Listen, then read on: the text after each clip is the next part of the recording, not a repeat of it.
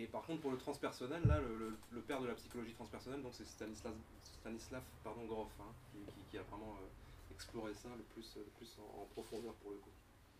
Oui, dans la respiration holotropique, je ne peux pas m'empêcher de citer, quand vous lisez les livres de Grof, qui fait la cartographie de l'inconscient, ça paraît assez incroyable, quoi. Parce qu'on peut vivre mais des tas de trucs, quoi. Il y a des gens, ils se sentent être Gaïa, ils se sentent être... j'ai envie de...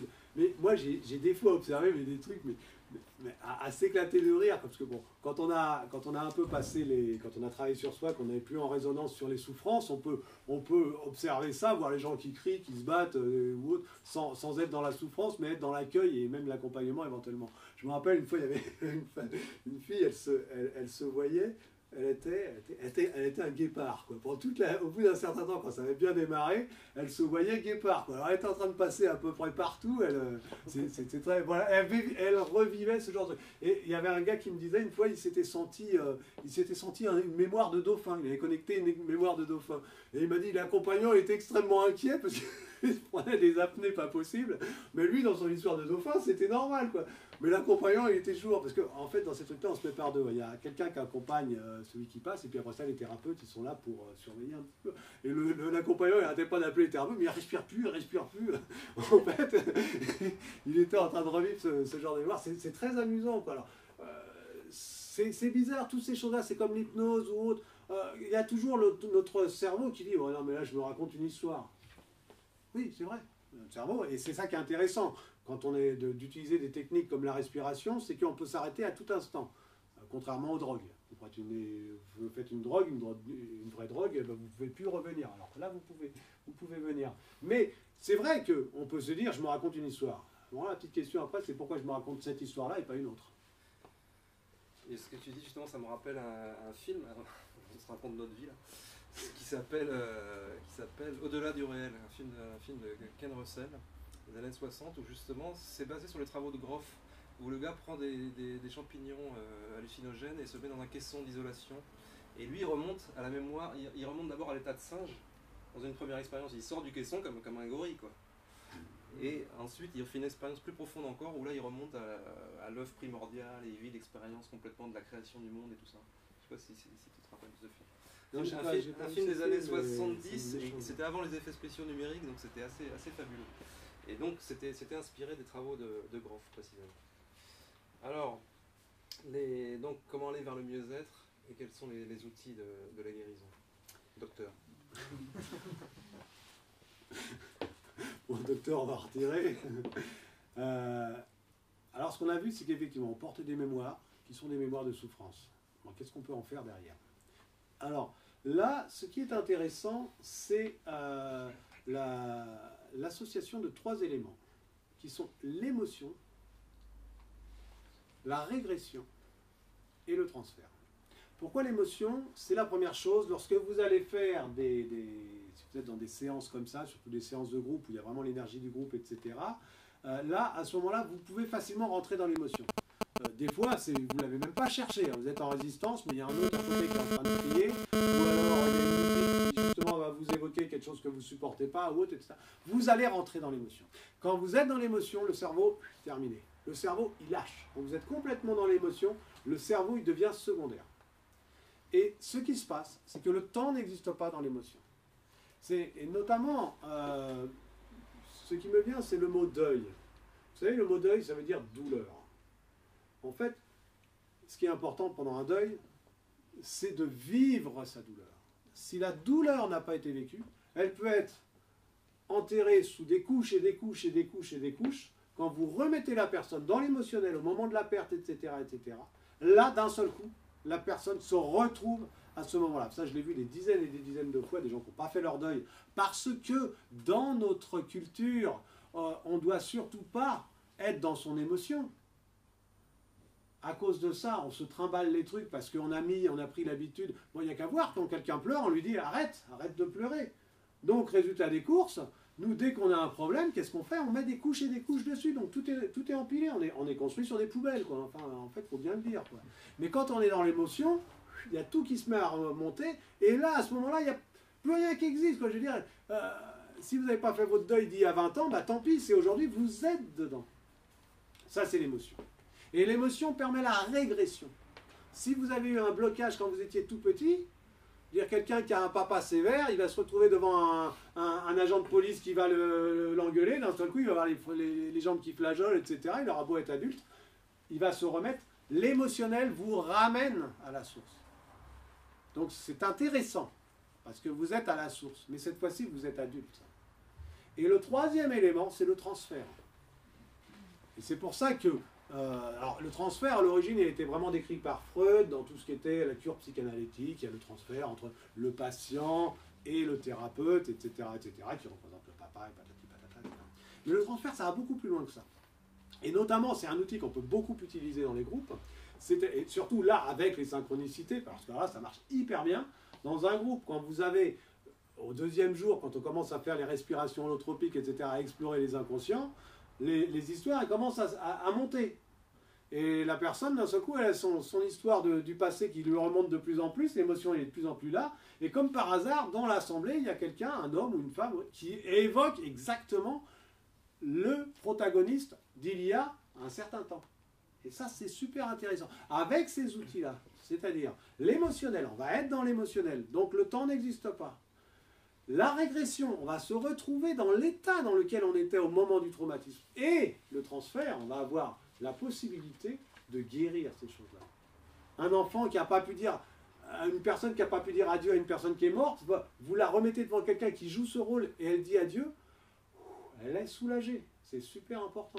Bon, il n'y a pas que, c'est des gros câlins, ça en général, ça fait toujours un gros câlin, ça c'est génial.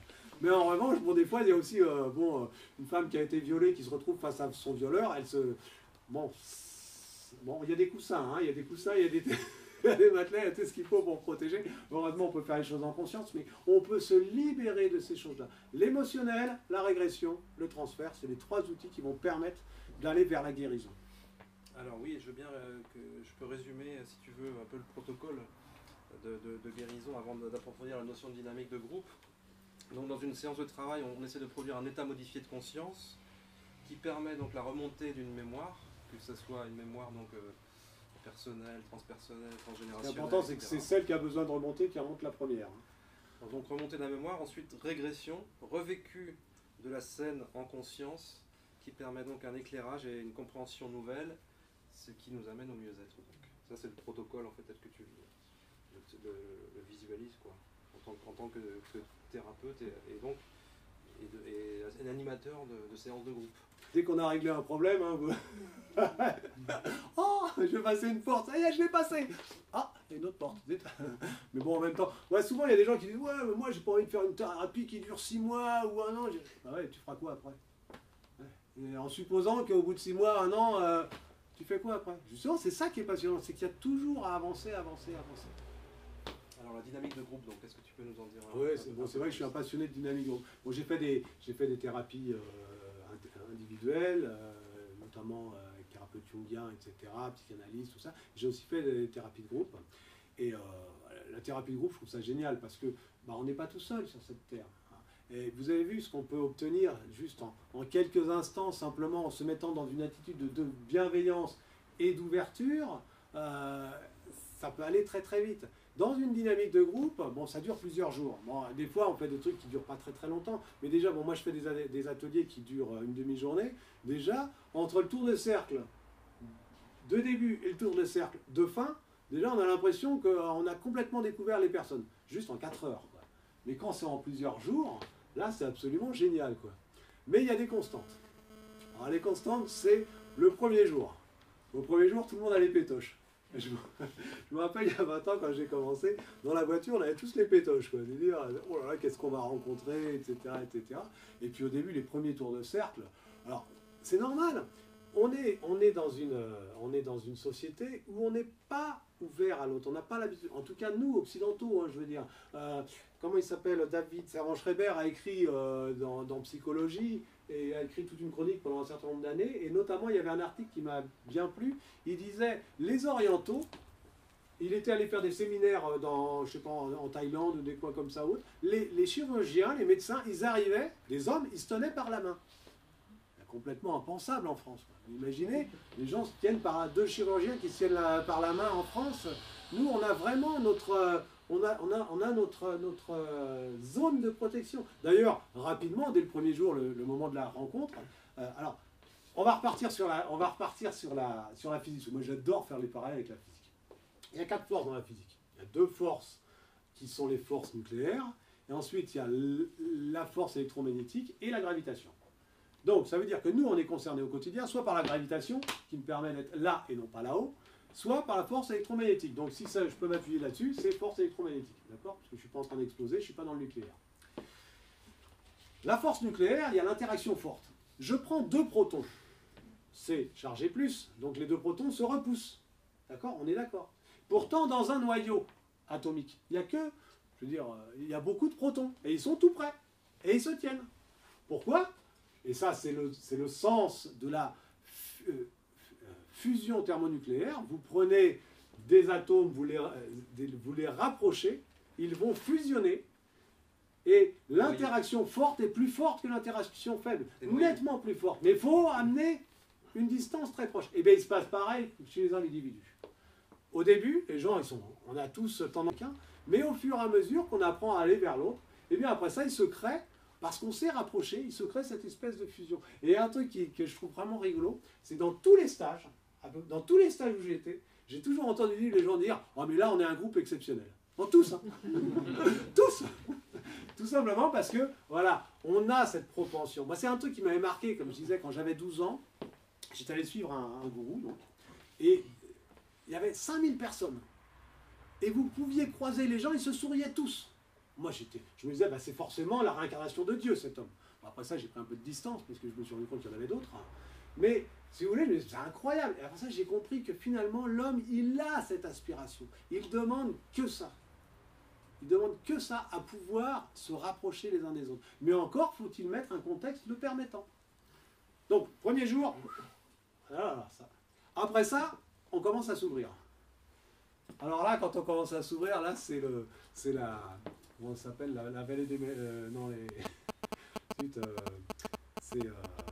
c'est l'étalage, c'est le grand déballage, les souffrances qui montent et tout. Alors là, il y a un moment où c'est terrible, toutes les souffrances de tout le monde qui commencent à monter, qui font en résonance les unes les autres, etc., etc., comme on n'a pas l'habitude d'être dans notre émotionnel, parce qu'on nous a appris, un grand garçon, ça pleure pas, on nous a appris à résister à ça, etc., etc. Quand on commence à ouvrir, vous savez, ben c'est comme un tuyau dans lequel vous avez la pression qui n'a jamais été libérée. Quoi. La boîte de Pandore, peut-être. La boîte de Pandore, voilà, quand on ouvre, voilà, c'est ça, là, on ouvre.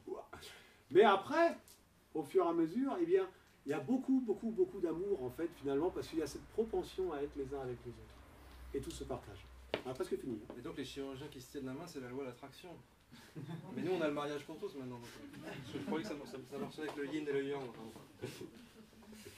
Donc le grand déballage, oui. Briser la glace, oui, tu l'as dit. Et donc on arrive à chakra du cœur, la puissance de l'amour. Ah oui, oui. Bon, ça, moi je viens de le dire. Enfin bon, moi ce que j'ai, une habitude que je fais dans mes ateliers ou autres, c'est systématiquement à la fin on fait un hug. C'est marrant parce que le hug c'est pas facile, c'est pas culturel et tout. Mais qu'est-ce que ça fait du bien.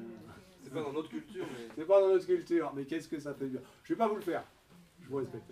Mais si vous voulez, vous pouvez vous le faire.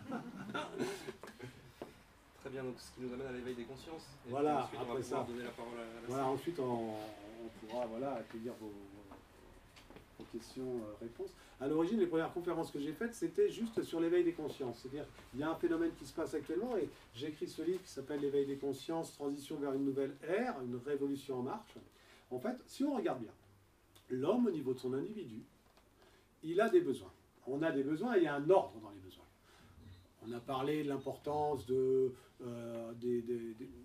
la communication, toutes ces choses-là. Le rôle du père, par exemple. Le rôle du père est complètement fondamental pour un enfant, pour qu'il s'épanouisse bien. Mais n'empêche que, dans certaines périodes, il a bien fallu que le père il aille ailleurs chercher à manger, hein, parce que si on n'a pas à manger, bah, c'est bien d'avoir le père, mais c'est quand même mieux d'avoir, tant pis si le père n'est pas là, s'il faut manger. Il y a quand même un ordre, quoi, hein, même si la communication est importante, il y a quand même, se nourrir est plus important. Et quand même, donc c'est fondamental, quoi. Et puis même si la nourriture est très importante, si vous avez la tête sous l'eau, vous allez comprendre que respirer est plus important. Donc cet ordre dans les besoins, c'est très connu, hein, c'est la pyramide de Maslow en Occident, c'est la montée de Kundalini en Orient. Et ce qui est intéressant, c'est de faire le parallèle avec la société, qui s'est d'abord organisée au niveau collectif pour la nourriture. C'est l'ère agricole. 10 000 ans, l'Holocène. On s'est arrangé pour avoir à manger. Premier chakra. Premier chakra, besoin primaire. Ensuite, après ça, il y a eu l'ère industrielle, qui a produit des biens matériels. Voilà, tous ces biens matériels, etc., 150 ans après, à peu près. On a développé tout ça. Chaque ère a un produit. L'ère agricole, son produit, c'est la nourriture. L'ère industrielle, son produit, c'est les biens matériels. Ensuite, il y a l'ère de l'information, de la communication, pardon, dans laquelle nous sommes à fond. Et après ça, derrière, il y a l'ère de la conscience. Le produit de l'ère de la communication, c'est de l'information. Le produit de l'ère de la conscience, c'est de l'amour, tout simplement. Et ça peut même faire l'objet d'échanges internationaux, etc. Il y a vraiment tout à fait, il y a tout un potentiel comme ça. Et ce mouvement collectif qui est en train de se passer, c'est-à-dire que collectivement on passe du 3e chakra au 4e chakra, c'est évident. Il n'y a qu'à voir toutes les nouvelles énergies, les créatifs culturels, le bio, le commerce équitable. Le commerce équitable, c'est je refuse de baser mon bien-être, mes biens matériels, sur l'exploitation de quelqu'un d'autre. Ça, c'est plus du 3e chakra, ça c'est du 4e chakra, c'est le chakra du cœur. Ce qui est intéressant, c'est que si on parle de commerce équitable, c'est que le commerce, fondamentalement, il n'est pas équitable, quoi, par définition. Sinon, on n'aurait pas besoin de parler de commerce équitable. C'est comme le développement durable. Si le développement était durable, on n'aurait pas besoin d'ajouter durable, tu vois. Et vous avez remarqué aussi qu'on est justement saturé d'informations aussi. Donc ça, effectivement, ça montre bien qu'on arrive à une forme, à un blocage et qu'on doit passer au niveau supérieur. On communique beaucoup, mais on est saturé d'informations, on a trop d'informations. Alors le chômage, c'est une bonne chose, parce qu'avec toutes les mémoires qu'on porte, hein, il va y avoir du boulot pour commencer à acquérir toutes les mémoires. Donc il y a de la main-d'œuvre, besoin de main-d'œuvre, et je dirais de cœur d'œuvre, pour aller adresser tout ça. Seulement tant qu'on était occupé à s'adresser à autre chose, d'autres besoins, on ne pouvait pas libérer ce temps, cette énergie, etc. Et c'est vraiment la transition qui est en train de se passer. Voilà. Bon, si vous voulez plus d'informations, vous avez... voilà, j'ai tout consigné dans un livre, et puis bon, ça pourrait faire l'objet d'une conférence, qui sera la dernière certainement de notre cycle de conférences. Donc vous avez vu qu'on a balayé pas mal de choses, donc tout ça, on pourra les détailler un peu plus dans ce cycle de conférences. Par exemple, je n'ai pas parlé du tout du yoga, ni du tantra, alors que je suis enseignant de Kundalini Yoga, et que j'étais formé à l'école du tantra. Tout ça, bon, on pourra en parler plus tard. Un grand merci à vous tous. Alors, juste pour information, vous avez des prospects, des informations. On a un cycle de conférences. Là, vous avez des feuilles comme ça dehors. Un cycle de conférences avec toutes les dates durant lesquelles on va intervenir pour pouvoir creuser chacun des sujets. Notamment, il y en a un sur la physique quantique. Ensuite, il y en aura sur les stages, enfin, sur un peu tout ça. Après ça, vous avez des informations sur les stages. Hein, les stages que je propose, les ateliers, stages, etc. Et même sur les cours de Kundalini Yoga qui sont ici. Les prospectus, vous en avez ici, vous avez là-bas. Et nos 2 livres sont à vendre, hein, celui de Jocelyn et le mien. Et l'intérêt de les acheter ici, c'est que vous les faire dédicacer. Ils sont moins chers aussi. Et on vous souhaite une bonne soirée.